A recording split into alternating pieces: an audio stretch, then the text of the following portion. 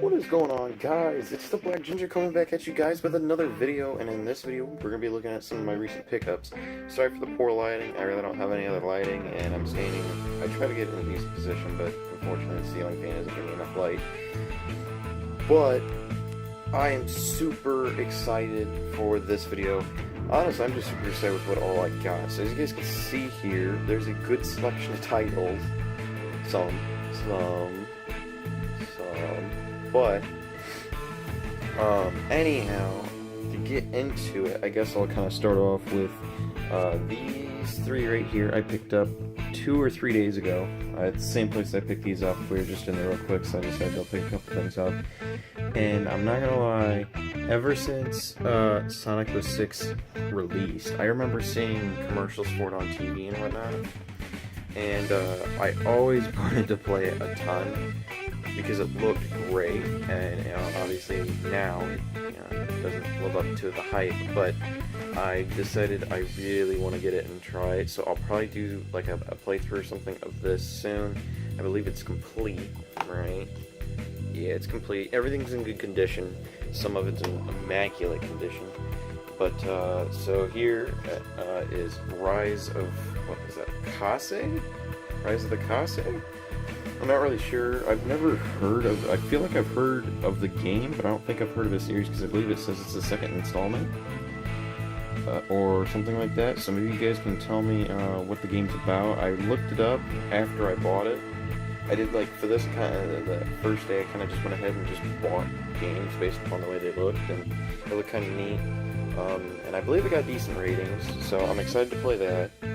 And here's Unlimited Saga. I've heard of the title before. I don't think I've ever really seen any gameplay on it, but the case is something else. I like the artwork, and by the looks on the back, it looks like it'll be something kind of interesting, so I figured I'd pick it up. Don't know if I'll ever play it. I'm up to like 40-something PS2 games now, so but here is the meat of today. Oh my gosh, I got up this morning and I went to trade a couple things in.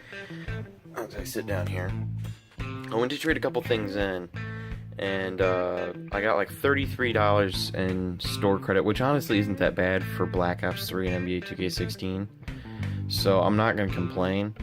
And while I was they didn't even check my games, like test them or anything like they normally do. They just looked at them and were like, alright, we'll take this, because I also had the original Star Wars Battlefront, but they didn't want to take it, which kind of bummed me. I believe the disc still works. It's a little warm, but I just got it in a package, or in a deal. I was like a middleman for a deal, and he's like, you can have Star Wars Battlefront 2 and Battlefront for the original Xbox if you can sell it for me, and I did. And I only wanted them because of the second Battlefront, because it's like $30+ now, and kind of hard to find. So went ahead and I traded those in, and then I was looking around, and Sonic CD was the first thing I saw. And I recently acquired a CD a little while ago, probably a few months, and I think I have one other CD game. No, I don't actually. This is my first Sega CD game. The other one was a Sega Saturn game. And to get Sonic CD, I like it. I mean, it's $13, and I've never seen it in the store before. Their CD collection's kind of eh.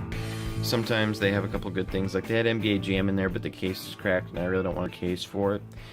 And then they have like a side case where they keep more of the expensive or rare stuff in. And I found Shenmue, and I was like, okay, if I don't pick this up, somebody's gonna slaughter me if I even mention it. And I have Shenmue 2 on the Xbox, or the original Xbox. So I mean, I have the series now. I'd like to get it on Dreamcast, but I was super excited. And everything inside is in like immaculate condition. Like the discs look great. I think they even buffed them, but when they were looking at them, I don't know if you guys can really see that, they really didn't need it. I mean, there's a couple little spots and whatnot there that could just be the disc needing to be clean. But like the manual's in pretty good shape. It's a little wrinkly up here, as you guys can see, but it's more than playable, and you can definitely read through it. It's still in pretty good condition. There's a second disc. He didn't even check the second disc. I don't even think he realized that there'd be one underneath there. That to stay there. And then the passport, which is obviously on the other side, and I don't know what the passport is for, so maybe somebody can fill me in on that. But I like the way all these discs look. They're really pretty. I like the offset light cream yellow color and the purple. Obviously those are complementary colors. And then here's disc 3. but it's complete and really good condition, so I definitely can't complain about that. And then I keep scrolling through, and I come across this the case where they keep a lot of their Nintendo stuff. They keep in case, and I found, I think I've already uploaded it, but I found an import Japanese game for the Virtual Boy. I believe it's called Panic Bomber. It's in the Mega Man, Mr. Bomber series, or Bomberman. What am I saying? I know that. And it was complete in box, so it was pretty sweet because everything that I've run across Japanese now is complete in box or in really good condition like these. I mean, this has a little bit of, I mean, you can tell it's yellowed a little bit, but I can't complain. Like, the contacts are all still really clean, and for $5, really can't beat it. The label on the back's in really good condition. I don't have a Super Famicom, but I've been wanting one because I love the way it looks. So that's on my list to get, so I'll have to do some research and see if I can import one here soon. But this is what I was really excited about when I ran across this. As you guys can see, it's Dragon Quest VI complete in box. And just take a moment, aside from this little ding up here, the box is in really good condition. As you guys can see, I got it for $10, and I mean, I don't think you can beat that price. But there's the old Enix logo. But the box itself is in just beautiful condition. Like, oh my word.